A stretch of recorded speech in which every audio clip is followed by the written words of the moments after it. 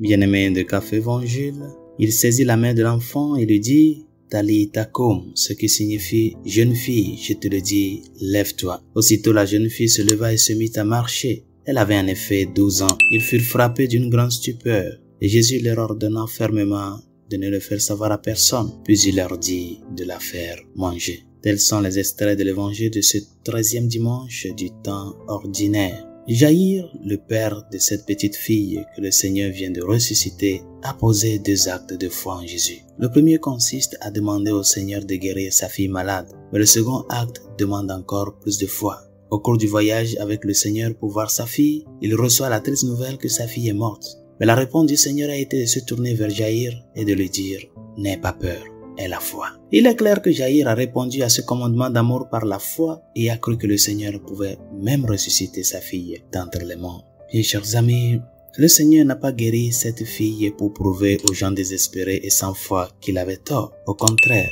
il l'a guéri principalement en raison de la foi manifestée par le Père de la jeune fille. L'amour divin du Seigneur qui transparaît à travers son humanité est clairement visible lorsqu'il dit qu'il faut lui donner à manger. Le Seigneur ne s'est pas contenté d'attendre les louanges des personnes présentes. Au contraire, sa compassion aimante transparaît lorsqu'il exprime sa préoccupation à l'égard de cette petite fille qui devait avoir faim. Et son amour l'a conduit à s'occuper de ce détail. Résolution de ce jour. Devant les multiples miracles et guérisons que le Seigneur a fait dans l'évangile, dans plusieurs des cas, il demande à la personne qui lui demande la guérison, « Crois-tu que je peux faire cela ?» Ta foi t'a sauvé.